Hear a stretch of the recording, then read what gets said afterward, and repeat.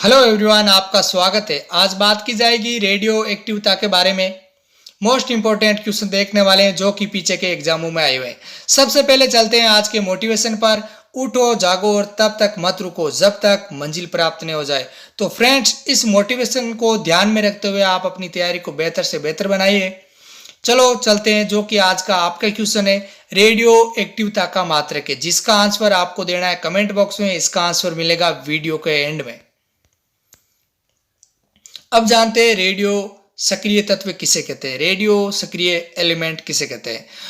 पृथ्वी पर कुछ ऐसे एलिमेंट होते हैं, पृथ्वी पर कुछ ऐसे एलिमेंट है जो स्वतः ही क्या करते हैं, जो स्वतः ही विखंडित होते रहते हैं और अदृश्य किरणों का उत्सर्जन करते रहते हैं। क्या करते रहते हैं? अदृश्य किरणों का उत्सर्जन करते रहते हैं। उसे हम क्या बोलते हैं? रेडियो सक्रिय तत्व। ठीक है फ्रेंड्स, आज का फर्स्ट क्वेश्चन है, सबसे पहले रेडियो सक्रियता शब्द का प्रयोग किसने किया? तो इसका right answer option number 1 Henry Becquerel नामक वैज्ञानिक ने सबसे पहले रेडियो सक्रियता शब्द का प्रयोग किया। अगला क्वेश्चन, रेडियो सक्रियता के दौरान निकलने वाली किरणों की पहचान सबसे पहले किस वैज्ञानिक ने की? तो इसका right answer option number 4 Rutherford नामक वैज्ञानिक ने 1902 में रेडियो सक्रियता के दौरान निकलने वाली किरणों की पहचान की थी। अगला क्वेश्चन, रेडियो एक्टिविटी के खोज करता है। तो इसका right answer option number 3 Henry Becquerel नामक वैज्ञानिक ने रेडियो एक्टिविटी की खोज की थी। इनके साथ में पी क्यूरी और एम क्यूरी, ये भी इनके साथ में थे। अगला क्वेश्चन, रेडियो सक्रियता किसका गुण है? तो इसका right answer option number 1 Nabhika. अगला क्वेश्चन, रेडियम के खोजकर्ता कौन है? तो इसका right answer option number 3 Robert Pierre और मैडम क्यूरी। इसमें मैडम क्यूरी की महत्वपूर्ण भूमिका थी और रॉबर्ट पियरे की जो पत्नी थी वो है मैडम क्यूरी। अगला क्वेश्चन, निम्न रेडियो तत्वों में से किसका उपयोग मनुष्य के शरीर में रक्त प्रवाह की गति को मापने में किया जाता है? तो इसका right answer option number 4 sodium element का उपयोग मनुष्य के शरीर में रक्त प्रवाह की गति को मापने में किया जाता है। अगला क्वेश्चन, रेडियो एक्टिव कारणों की उपस्थिति का पता लगाने, उनकी ऊर्जा को मापने के लिए किस उपकरण का उपयोग किया जाता है? तो इसका right answer option number 3 cloud chamber, जिसे हम हिंदी में बोलते हैं अबरकॉस्ट। अगला क्वेश्चन, निम्न में से रेडियो एक्टिव तत्व नहीं है। तो इसका right answer option number 2 magnesium. Magnesium जो कि एक रेडियो एक्टिव तत्व नहीं है। जो बाकी 3 तत्व है यूरेनियम और थोरियम और पोलोनियम, जो कि एक रेडियो एक्टिव तत्व है। अगला क्वेश्चन, रेडियो एक्टिविटी को मापने वाला उपकरण। तो इसका right answer option number 4 Geiger मूलक काउंटर, जिसके द्वारा हम रेडियो एक्टिविटी को मापते हैं। अगला क्वेश्चन, भौतिकी के प्रथम पुरस्कार विजेता। तो इसका right answer option number 3 Henry Becquerel. Finally मैं ऐड कर देता हूं, अभी एक हमने वीडियो डाला है इजराइल के इतिहास पर, जिसमें इजराइल की पावर और जो इसके आसपास के देश है इजिप्ट, जॉर्डन, जो बाकी दुनिया के देश भी है, वो भी इनसे डरते हैं क्योंकि इनकी जो पावर है इसके बारे में बताया गया इस वीडियो में। तो आप फ्रेंड्स इस वीडियो लेक्चर को जरूर देखें। अगला क्वेश्चन, रेडियो धर्मी तत्व किसका उत्सर्जन करते हैं? जो रेडियो धर्मी तत्व है ये किसका उत्सर्जन करते हैं? तो इसका right answer option number 2 alpha किरण, बीटा किरण और गामा किरणों का उत्सर्जन करते हैं रेडियो धर्मी तत्व। अगला क्वेश्चन, एल्फा किरणों पर उपस्थित आवेश है। तो इसका राइट आंसर ऑप्शन नंबर 3 धन आवेश, जो कि एल्फा किरणों पर उपस्थित आवेश है। अगला क्वेश्चन, निम्न में से किसमें ऋणात्मक आवेश है? तो इसका right answer option number 1 beta किरणों में ऋणात्मक आवेश है। अगला क्वेश्चन, एल्फा किरणें हैं। तो इसका right answer option number 4 He++ ion, जो कि क्या है? एल्फा किरणें। अगला क्वेश्चन, इलेक्ट्रॉनों का समरूप है। जो इलेक्ट्रॉन है इसका समरूप है। तो इसका right answer option number 2 beta कण। अगला क्वेश्चन, रेडियो धर्मी पदार्थ में किस दौरान कोई परिवर्तन नहीं होता है? तो गामा उत्सर्जन के दौरान कोई भी परिवर्तन नहीं होता है। तो इसका राइट आंसर ऑप्शन नंबर 3। अगला क्वेश्चन, यूरेनियम विखंडन की सतत प्रक्रिया को जारी रखने के लिए किस कण की जरूरत होती है? तो इसका right answer option number 4 neutron की जरूरत होती है। अगला क्वेश्चन, परमाणु में धन आवेशित कण है। जो परमाणु है इसमें धन आवेशित कण है। तो इसका राइट आंसर ऑप्शन नंबर 3, इनमें से कोई भी जो कण नहीं है जो कि परमाणु का धनावेशित कण है। अगला क्वेश्चन, किसी परमाणु के स्थायी नाभिक में प्रोटॉनों की संख्या होती है, क्या न्यूट्रॉनों की संख्या के बराबर, या न्यूट्रॉनों की संख्या से कम, या न्यूट्रॉनों की संख्या से अधिक, या इनमें से कोई नहीं। तो इसका राइट आंसर होगा ऑप्शन नंबर 2, न्यूट्रॉनों की संख्या से कम। अगला क्वेश्चन, परमाणु शक्ति संयंत्र किस सिद्धांत पर कार्य करता है? जो परमाणु शक्ति संयंत्र है यह करता है ऑप्शन नंबर 3, विखंडन के सिद्धांत पर कार्य करता है। अगला क्वेश्चन, किस प्रकार की अभिक्रिया से सबसे अधिक हानिकारक विकिरण पैदा होती है? किस प्रकार की अभिक्रिया से सबसे अधिक हानिकारक विकिरण पैदा होती है? तो इसका राइट आंसर ऑप्शन नंबर 1, विखंडन। विखंडन से जो सबसे अधिक हानिकारक विकिरण पैदा होती है। अगला क्वेश्चन, हाइड्रोजन बम किस सिद्धांत पर काम करता है? तो इसका राइट आंसर ऑप्शन नंबर 2, अनियंत्रित संलयन अभिक्रिया के सिद्धांत पर हाइड्रोजन बम कार्य करता है। अगला क्वेश्चन, प्रोटॉनों की संख्या को कहा जाता है, इसे कहा जाता है अणुभार, ऑप्शन नंबर 1। अगला क्वेश्चन, न्यूक्लिक रिएक्टरों में विमंदक और प्रशीतक दोनों की तरह प्रयुक्त होने वाला पदार्थ है। तो इसका राइट आंसर ऑप्शन नंबर 3, भारी जल, D2O। अगला क्वेश्चन, एक रेडियोधर्मी पदार्थ की अर्धायु 4 महीने, ऐसे पदार्थ के 3/4 भाग को क्षय होने में समय लगेगा। तो इसका राइट आंसर ऑप्शन नंबर 1, 8 महीने। अगला क्वेश्चन, किसी रेडियोधर्मी पदार्थ की मात्रा को दुगुना कर दिया जाए तो रेडियोधर्मी क्षरण की दर है। तो इसमें कोई परिवर्तन नहीं होगा, कोई भी क्षरण नहीं होगा। तो इसका राइट आंसर ऑप्शन नंबर 4, अपरिवर्तित रहती है। अगला क्वेश्चन, एल्फा, बीटा और गामा किरणों के उत्सर्जन के बाद ये किस में बदलती है? तो इसका राइट आंसर ऑप्शन नंबर 2, सीसा में। एल्फा, बीटा एवं गामा किरणों के उत्सर्जन में ये किस में बदलती है? उत्सर्जन के बाद ये किस में बदलती है? तो इसका राइट आंसर ऑप्शन नंबर 2, सीसा में। अगला क्वेश्चन, एल्फा, बीटा और गामा किरणों के निकलने से परमाणु संख्या और द्रव्यमान संख्या पर पड़ने वाले प्रभाव को कहते हैं। तो उसका राइट आंसर होगा ऑप्शन नंबर 4, वर्ग विस्थापन का नियम और सोडी डिफ्यूजन का नियम। अगला क्वेश्चन, सबसे अधिक भेदन क्षमता किस किरण की होती है? मतलब सबसे अधिक भेदन क्षमता किस किरण की होती है? तो इसका right answer option number gamma किरण की, ऑप्शन नंबर 1 होगा गामा किरण की, उसके बाद होगी बीटा किरण की और उसके बाद होगी अल्फा किरण की। तो फ्रेंड्स चलो चलते हैं अगले क्वेश्चन की तरफ। सबसे अधिक आयनन क्षमता किसकी होगी?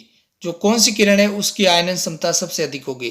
तो उसमें सबसे अधिक भेदन क्षमता किसकी थी? गामा किरण की थी। और बीटा किरण सेकंड पर थी और थर्ड पर कौन थी? अल्फा किरण। लेकिन इसमें सबसे फर्स्ट पर है अल्फा किरण। जो आयनन क्षमता सबसे अधिक होती है वो होती है अल्फा किरण की। अगला क्वेश्चन से पहले मैं ऐड कर देता हूं कि जो इजराइल और फिलिस्तीन के बीच में जो युद्ध हो रहा था, 11 दिन की वॉर हुई थी, उसका जो युद्ध विराम हो चुका है और इसका भी हमने वीडियो लेक्चर डाल चुके हैं। तो फ्रेंड्स इसमें आप जान सकते हैं कि ये जो युद्ध है ये किसने जीता है। अगला क्वेश्चन, यूरेनियम का एस्क है। तो इसका right answer option number 3, pitch blade. अगला क्वेश्चन, थोरियम का एस्क है। तो इसका right answer option number 1, monazite.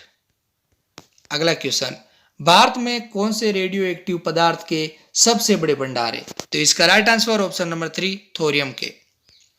अगला क्वेश्चन, भारत में थोरियम के सबसे बड़े भंडार कहाँ पाए जाते हैं? तो इसका right answer option number 2, Kerala में। इसके बाद तमिलनाडु, आंध्र प्रदेश, उड़ीसा और पश्चिम बंगाल, इन स्टेट में भी थोरियम के भंडार पाए जाते हैं, लेकिन सबसे ज्यादा केरल में। अगला क्वेश्चन, जीवाश्मों की आयु ज्ञात करने में काम में आता है। तो इसका right answer option number 4, carbon 14। इसका हम उपयोग करते हैं जीवाश्मों की आयु ज्ञात करने में। अगला क्वेश्चन, सूर्य पर होने वाली अभिक्रिया है। तो इसका राइट आंसर ऑप्शन नंबर 1, नाभिकीय संलयन। अगला क्वेश्चन से मैं पहले ऐड कर देता हूं कि 9 मई से 24 मई तक का हमारा जो 21 मई तक का करंट अफेयर का वीडियो आ चुका है, जिससे आप रिवीजन के लिए सबसे बेस्ट वीडियो है आपके लिए फ्रेंड्स। तो फ्रेंड्स इस वीडियो लेक्चर को जरूर देखें, इसका हम जो लिंक है डिस्क्रिप्शन में आपको दे देंगे। अगला क्वेश्चन, पृथ्वी की आयु ज्ञात करने में काम में आता है। आपको बताना है कि जो पृथ्वी की आयु ज्ञात करने में हम किसका उपयोग करते हैं। तो इसका जो राइट आंसर होगा ऑप्शन नंबर 3, यूरेनियम 235 का हम उपयोग करते हैं पृथ्वी की आयु ज्ञात करने में। अगला क्वेश्चन, जो कैंसर उपचार में काम में आता है, मतलब रक्त कैंसर उपचार में हम किसका उपयोग करते हैं? तो इसका right answer option number 2 cobalt 60 का। अगला क्वेश्चन, उसमें गामा किरणों का भी उपयोग किया जाता है। नाभिकीय संलयन के खोजकर्ता, आपको बताना है कि जो नाभिकीय संलयन है इसके खोजकर्ता कौन है? तो इसका राइट आंसर ऑप्शन नंबर 4 बेते नामक वैज्ञानिक ने नाभिकीय संलयन की खोज की थी। अगला क्वेश्चन, नाभिकीय संलयन पर आधारित बम है, तो इसका right answer option number 1 hydrogen bomb. अगला क्वेश्चन, नियंत्रित विखंडन का उदाहरण है, तो इसका राइट आंसर ऑप्शन नंबर 3 परमाणु भट्टी। अगला क्वेश्चन, भारतीय परमाणु ऊर्जा कार्यक्रम का जनक किसे कहा जाता है? तो इसका right answer option number 4 doctor Homi Jahangir Bhabha को भारतीय परमाणु ऊर्जा कार्यक्रम का जनक कहा जाता है। अगला क्वेश्चन, विश्व की सबसे पहली परमाणु भट्टी कहाँ लगाई गई? तो इसका right answer option number 1 Chicago में। अगला क्वेश्चन, विश्व की पहली परमाणु भट्टी का नाम अप्सरा, जो कि ट्राम्बे महाराष्ट्र में है। अगला क्वेश्चन, परमाणु भट्टी में ईंधन के रूप में काम आता है, तो इसका right answer option number 4 uranium 239 का उपयोग परमाणु भट्टी के जो ईंधन है इसमें काम में लिया जाता है। निम्न में से किस स्थान पर नाभिकीय संयंत्र नहीं है? तो इसका right answer option number 2 Bhakra Nangal, यहां पर नाभिकीय संयंत्र नहीं है। अगला क्वेश्चन, भारी जल के खोज करता है, तो इसका राइट आंसर ऑप्शन नंबर 1 यूरे नामक वैज्ञानिक, इन्होंने भारी जल की खोज की थी, D2O की। अगला क्वेश्चन, परमाणु भट्टी में मंदक छड़ किसकी बनी होती है?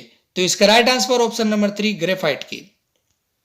अगला क्वेश्चन, भारत का सबसे बड़ा परमाणु संयंत्र है, तो इसका right answer option number 4 Tarapur में जो कि भारत का सबसे बड़ा परमाणु संयंत्र है, तो यह है तारापुर है, जो कि महाराष्ट्र में, राउतपाटा राजस्थान में, और नरोरा जो कि यूपी में, उत्तर प्रदेश में, और कलपक्कम ये तमिलनाडु में। ये बाकी भी नाभिकीय संयंत्र है। अगला क्वेश्चन, निम्न में से इनमें से अलग कौन सा है? इनमें से जो गलत है उसको छांटिए। अब देखिए फ्रेंड्स, न्यूट्रॉन इसकी खोज की थी चैडविक ने, ये करेक्ट है। फिर इलेक्ट्रॉन इसकी खोज की थी थॉमसन या टॉमसन ने, ये भी करेक्ट है। एक्स किरण इसकी खोज की थी रोएंटजन या रोंजन ने, ये भी करेक्ट है। जबकि प्रोटॉन की खोज डाल्टन नामक वैज्ञानिक ने नहीं की थी। तो इसका आंसर मैं चाहूंगा कि आप इसका आंसर कमेंट बॉक्स में दें कि प्रोटॉन की खोज किस वैज्ञानिक ने की थी, और यह भी बताना है कि जो डाल्टन ने किसकी खोज की थी।